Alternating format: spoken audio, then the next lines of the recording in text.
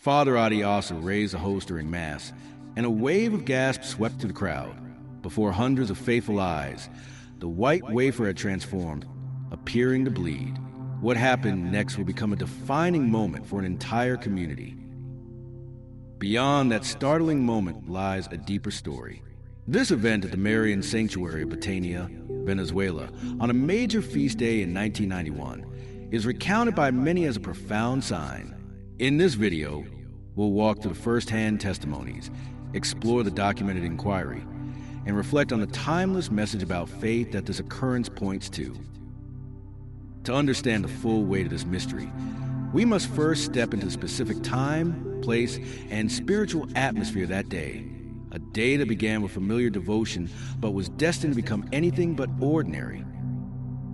December 8, 1991, was a day charged with significance at the Marian Sanctuary of Betania, Venezuela. This humble site, nestled in the hills, had already gained recognition from the local church as a place of Marian devotion and pilgrimage, drawing the faithful seeking solace and connection. The community gathered with particular fervor to celebrate the solemnity of the Immaculate Conception, a cornerstone feast honoring Mary's purity. Presiding over the Mass was Father Adiasa Aristizabal, a priest known for his devotion, according to multiple first-hand accounts. The chapel was filled to capacity with hundreds of worshipers, creating an atmosphere of collective prayer and expectation that is often described as palpably grace-filled. The liturgy progressed through its familiar and comforting rhythms. The readings, the homily, the prayers of the faithful. There was no indication, no foreshadowing the rupture in the ordinary that was about to occur. For everyone present, from the priest at the altar to the most devout parishioner in the pews, this was a holy day like any other, observed with faith, but without any anticipation of the visible, tangible mystery that would unfold in the very next moments, forever marking the specific date and place in a shared memory and spiritual history. And then, at the very pinnacle of the sacred ritual, the moment of elevation meant for pure adoration, the veil between the spiritual and the tangible seemed to grow thin, and the unexpected became undeniably visible. Then came the liturgy of the Eucharist, the heart of the Catholic Massachusetts.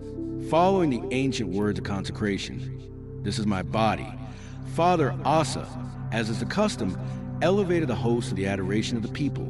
It was at this precise, sacred instant that the ordinary shattered. Eyewitnesses, including the priest himself, report that the white, unleavened wafer began to undergo a startling change. Its color deepened to a vivid, fleshy red, and its texture appeared to become moist and fibrous, resembling living tissue. Most strikingly, a reddish liquid began to well up and trickle from its center, an observation made simultaneously by numerous people in the congregation. A wave of profound astonishment, mingled with reverent fear, swept through the chapel. Accounts describe people falling to their knees in spontaneous prayer, tears streaming down faces, or staring in silent, awestruck disbelief. The emotional impact was immediate and collective. Father Asa, facing this utterly unforeseen phenomenon, is said to have drawn upon deep reserves of faith and composure. He carefully continued the ritual, eventually placing the transformed host in the tabernacle. This moment transcended personal interpretation. It was a shared, sensory experience for a large community, a fact that lends significant weight to its historical record and distinguishes it from private visions or claims. Confronted with a reality that touched both faith and the senses, the community and its shepherds faced a pivotal choice: to let the event remain a matter of personal testimony, or to seek a broader understanding through the disciplined lens of science. In the aftermath of such a bewildering event, a natural desire for understanding arose.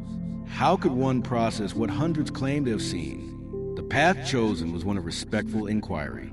A fragment of the affected host was reverently secured and later transported to a reputable medical laboratory in Caracas for scientific analysis.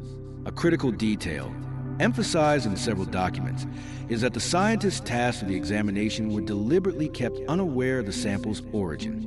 They received it as an unidentified biological specimen, ensuring their analysis would be objective and free from any religious bias or preconception. Using the medical technology available in the early 1990s, the experts subjected the sample to a battery of tests. Their goal was not to validate a miracle, but to answer a straightforward, empirical question. What is the material composition of the sample? This step represented a conscious bridging of two worlds, the world of faith, which had witnessed the event, and the world of empirical science, which should offer material analysis.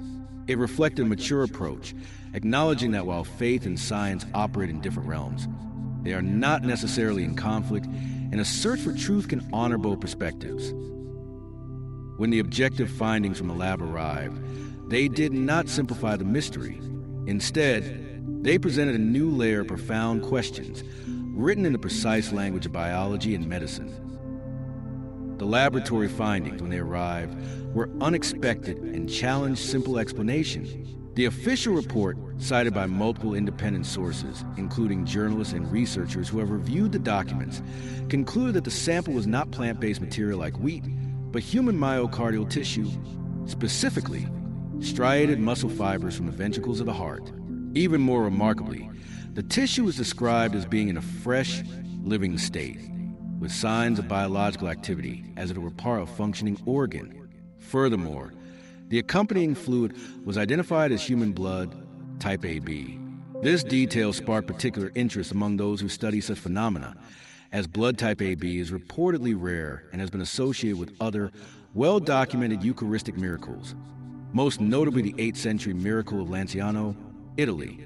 The convergence of these specific details, heart tissue, a living state, and blood type AB, across different times and places, is seen by many as a point for deep reflection. The scientific report did not, and could not, explain how such a transformation occurred during a religious rite. Instead, it presented a factual material paradox. An object consecrated as bread now displayed the incontrovertible physical properties of human heart tissue and blood.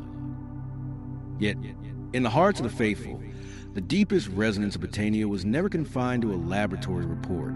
Its true significance unfolded in the realm of meaning, faith, and the silent language of the soul. For the Catholic community in Betania and for believers worldwide who have reflected on this event, its ultimate meaning extends far beyond a puzzling medical report or a singular supernatural occurrence. The event is widely perceived not as an isolated magic trick, but as a profound theological sign. In Catholic doctrine, the Eucharist is the source and summit of Christian life, where bread and wine become the body and blood of Christ through transubstantiation, a change in substance, not necessarily in physical appearance. The Betania event, therefore, is interpreted by many theologians and faithful as a rare and powerful visible affirmation of this invisible reality. It serves as a poignant reminder of the core belief in Christ's real presence in the sacrament. The lasting impact is evident in Betania itself, where devotion to the Eucharist was significantly deepened.